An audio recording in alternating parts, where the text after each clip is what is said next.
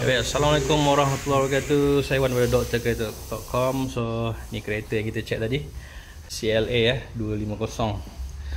Ni color putih, tahun 2000. Tahun boleh apa? 2018. 19. Okey, tahun 2019. So, kereta ni kita dah check. So, alhamdulillah kereta ni leaking pun semua tak ada. Bawah semua clear, dijaga dengan baik. Cuma nak kena buat major service sikit dan kena clear beberapa error code. Error code tu kita detect punca dia low supply daripada bateri. Okey, daripada bateri.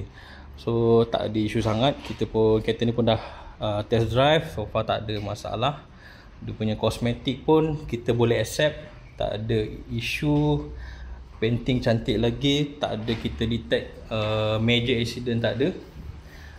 Ngam cantik lagi, dalam pun cun-cun lagi. Okey, dalam kemas lagi. Alright, tu bakal bayar kita bang. Alright, okey, so far alhamdulillah dia berpuas hati dengan kita punya inspection. Mungkin ada nak beli kereta kedua, ketiga, keempat bang. InsyaAllah nanti kita cari. Untuk kawan-kawan ke yang nak beli. Boleh. Nanti kalau ada orang cari saya boleh recommend. Okey, sebab right. service memang cun.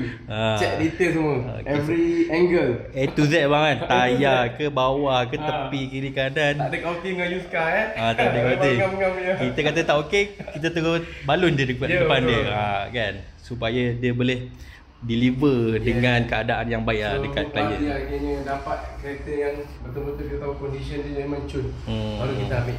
Alright. Alhamdulillah, terima kasih. Okay, so korang yang berminat untuk dapatkan kita punya servis, boleh terus masuk dekat kita punya website drkereta.com. Boleh booking situ, boleh tengok harga situ. Kita transparent.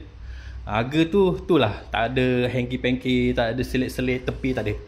Okay, itu saja. Assalamualaikum.